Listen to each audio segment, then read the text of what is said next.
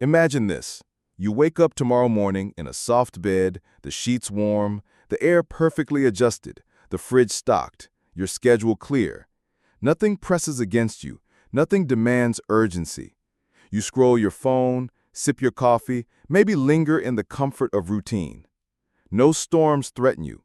No hunger claws at you.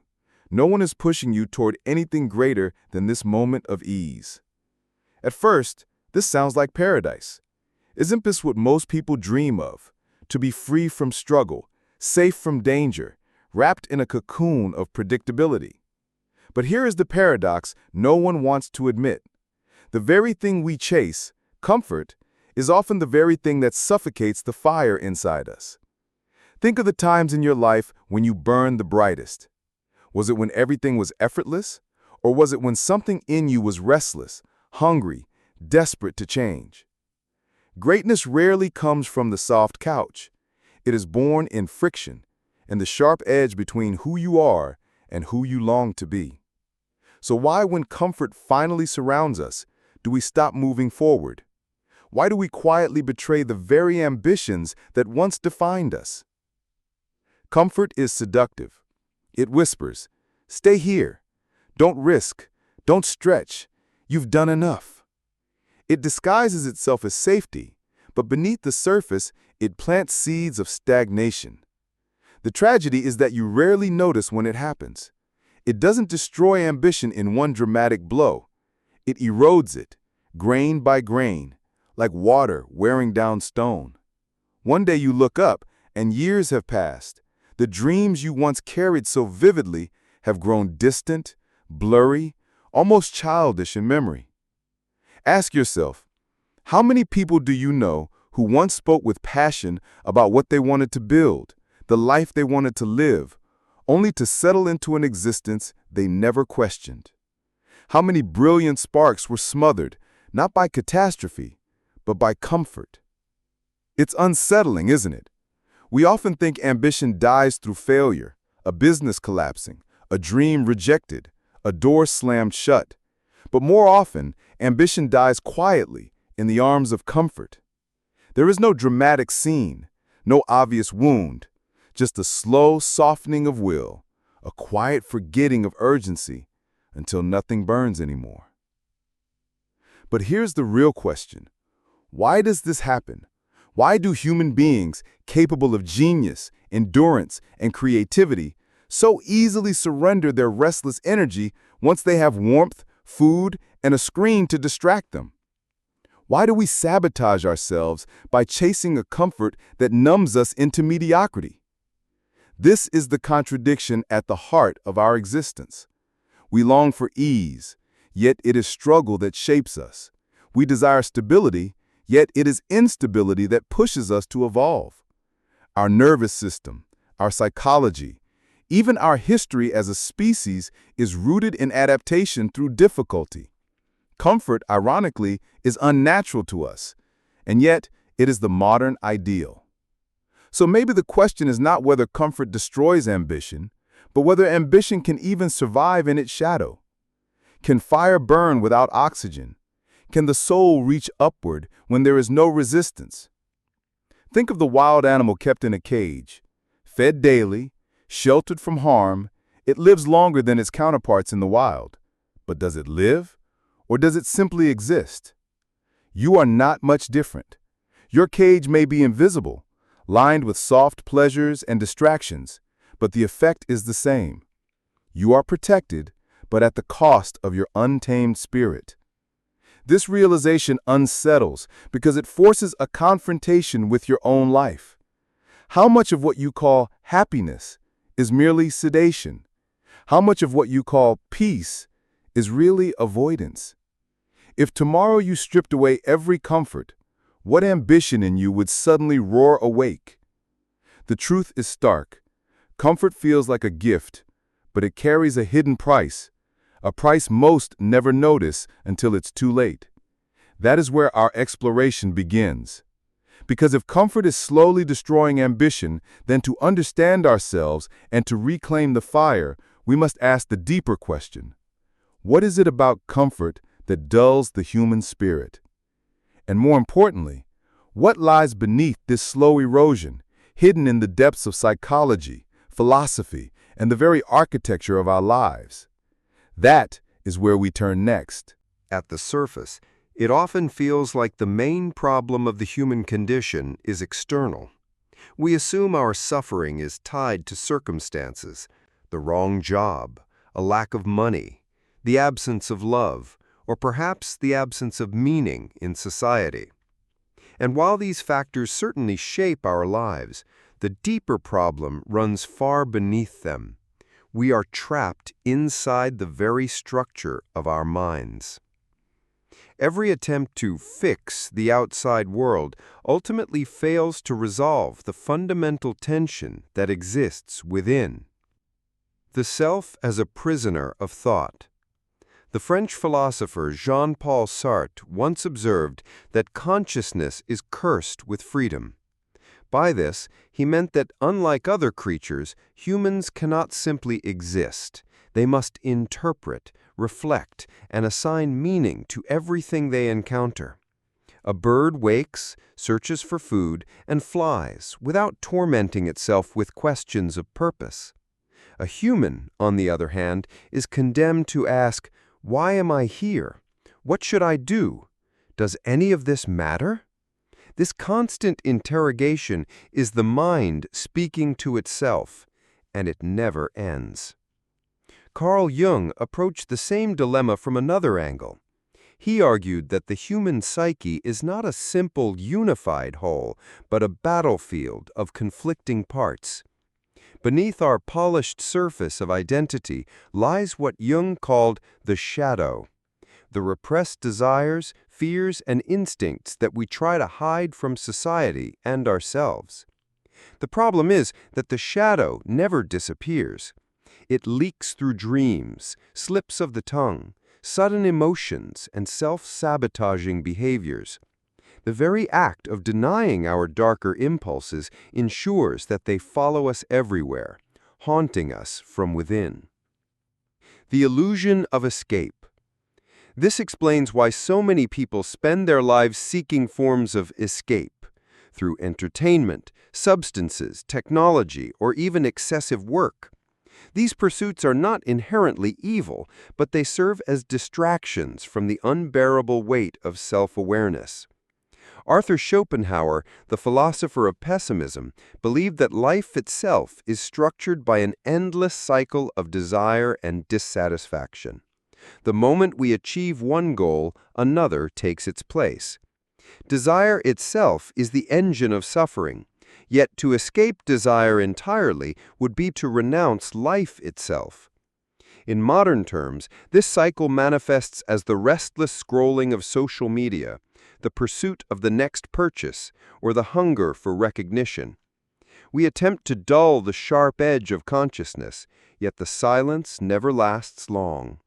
When the screen turns off, when the bottle empties, when the applause fades, we are thrown back into the same problem, our own minds, whispering questions we cannot silence. The unconscious as the true prison. Freud, for all his controversies, revealed something terrifying but important. Most of what we do is not truly within our control. The unconscious mind operates beneath awareness, shaping desires, fears, and behaviors without our permission.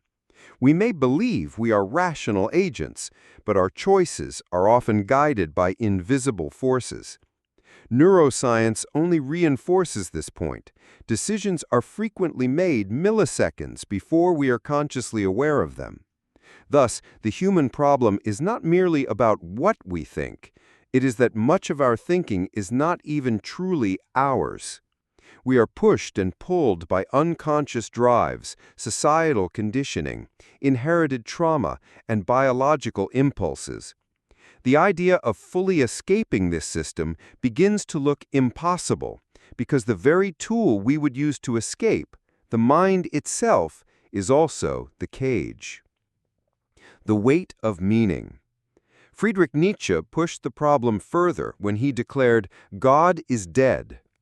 By this, he did not mean that God literally died. rather that the modern world had killed belief in absolute meaning. Without a divine anchor, humans are left adrift in what he called the abyss, a confrontation with the possibility that life may not contain inherent meaning at all. The modern condition, therefore, is not just psychological, but existential. We suffer not only from our inner chaos, but from the collapse of structures that once offered guidance. This absence of meaning amplifies the sense of entrapment. The human mind demands purpose, yet the universe offers silence. To live without meaning is unbearable for most, so we construct temporary narratives, careers, ideologies, relationships, identities to cover the void. But like all fragile constructions, they eventually crumble. And when they do, we find ourselves back where we began, staring into the abyss, unable to escape our own questions. The paradox of awareness. Here lies the cruel paradox, the very gift that makes us human. Conscious self-awareness is also the root of our suffering. Without it, we could not create art, philosophy, or civilization. But with it comes anxiety, guilt, regret, longing, and dread. Our mind is both the architect of beauty and the author of despair. In Buddhist philosophy, this condition is described as dukkha, the pervasive unsatisfactoriness of existence. It is not simply that life contains suffering, it is that the structure of the mind ensures dissatisfaction. We crave permanence in a world of impermanence. We crave certainty in a universe that offers none. And because the mind itself is conditioned to resist this truth, it turns against itself in endless loops of desire and fear. A mirror we cannot shatter. Ultimately, the hidden problem is this: you cannot escape your own mind, because wherever you go, it follows. You can change cities, partners, careers, even identities, but the same inner dialogues, fears, and shadows return. The external world can change, but the inner structure remains. The prison bars are invisible, yet they are unbreakable. Thought, memory, unconscious desire, the inevitability of death. We may temporarily distract ourselves, but the mirror always reappears, showing us the face we cannot abandon. The struggle to escape one's own mind is as old as human consciousness itself. From the ancient Stoics to modern neuroscientists, humanity has wrestled with the same paradox. The very thing that allows us to experience the world, our mind, is also the thing from which we most desperately seek relief. And yet, the more we try to outrun it, the tighter its grip becomes. The illusion of external escapes. We live in a culture obsessed with external solutions. Advertisements promise happiness through possessions, relationships, or status. Social media offers the fantasy of reinventing oneself through curated images. Religion and spirituality, while offering profound wisdom, can also be used as a form of escapism, a way to bypass pain rather than confront it.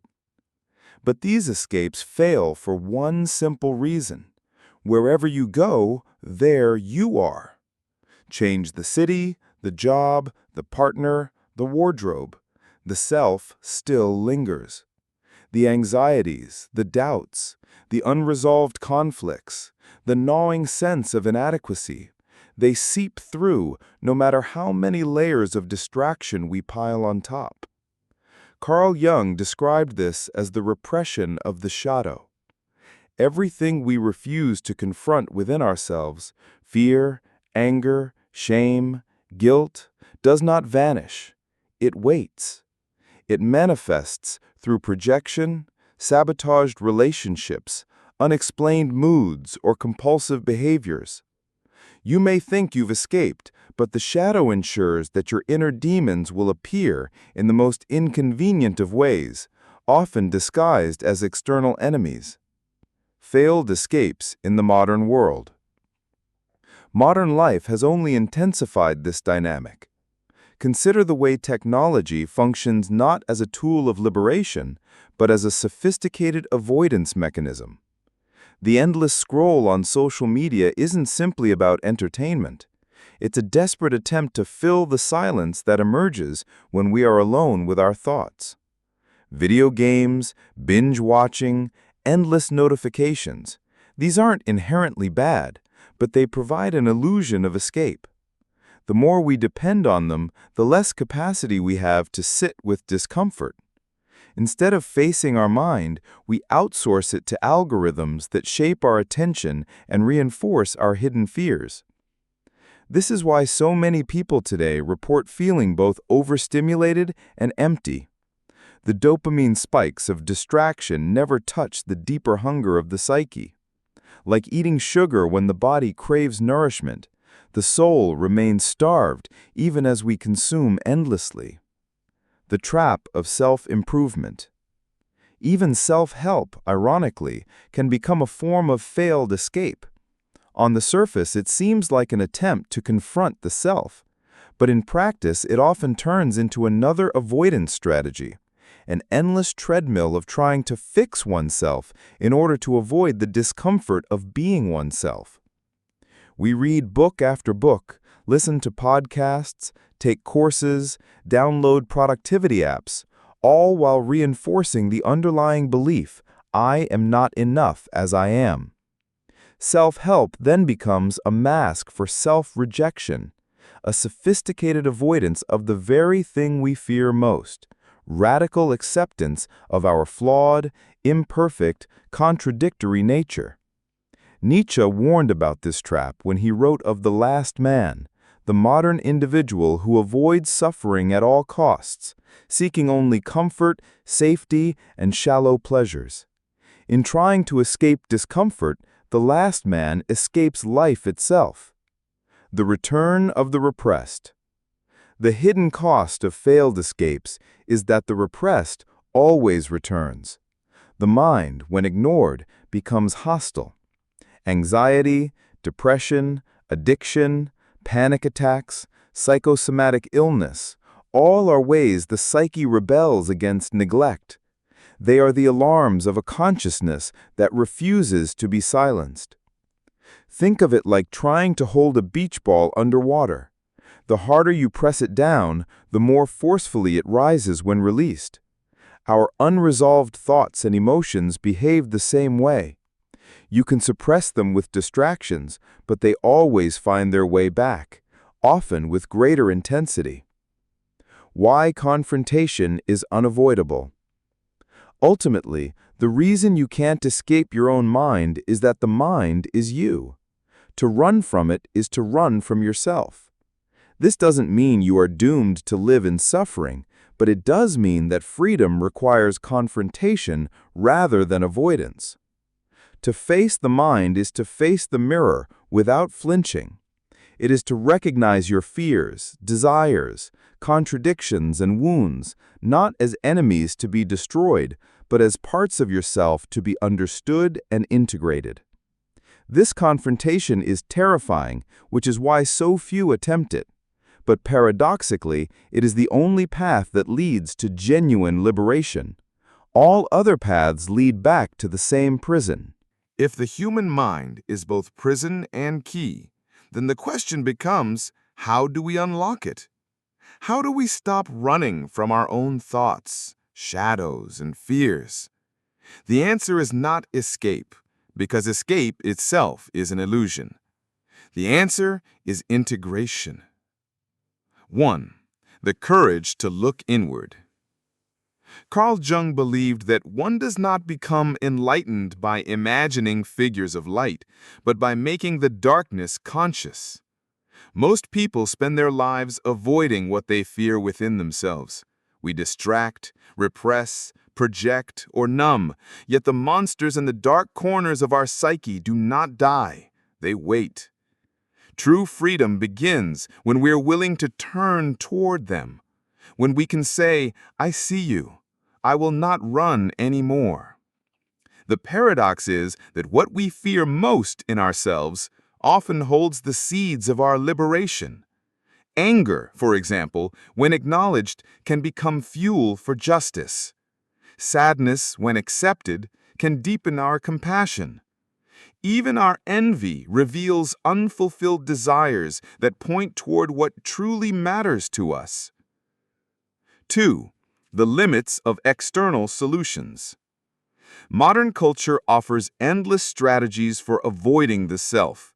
Self-help trends, productivity hacks, consumerist fixes, even spiritual bypassing. But all of these become empty if they serve only to build more walls against discomfort. A meditation practice designed merely to calm down without confronting what lies beneath is just another escape. A philosophy read only to sound intelligent is another mask. The real work is messy, vulnerable, and unglamorous. It looks like sitting alone in silence, resisting the urge to check your phone. It looks like writing down the ugliest thought in your head without editing it. It looks like having the conversation you've avoided for years because it terrifies you. 3. Living with, not against, the mind. The aim is not to defeat the mind, but to develop a relationship with it. Your mind is not an enemy, but a storyteller, sometimes unreliable, sometimes dramatic, but never irrelevant. To escape it is to abandon your own humanity. To live with it, however, is to practice awareness, to separate what is useful from what is destructive. This is where practices like mindfulness, journaling, and deep dialogue become invaluable, not as escapes, but as confrontations. They hold up a mirror. They reveal patterns. They show us that the story we keep telling ourselves, I'm not enough, I'll never change, I must always control everything, is not reality, but narrative. And narratives can be rewritten. 4. Responsibility and freedom. Existentialists like Sartre insisted that radical freedom is both gift and curse. You are free to shape yourself, but you cannot escape responsibility for what you choose. No one else can walk into your mind and clean it for you. No system, religion, or ideology can permanently protect you from the confrontation with self. But this truth, frightening as it is also empowering. If you cannot escape your own mind, then you must learn to build a home within it. And this home need not be perfect. It only need be honest. Toward inner freedom. Inner freedom is not the absence of fear, pain, or chaos. It is the willingness to stay present with them without being consumed.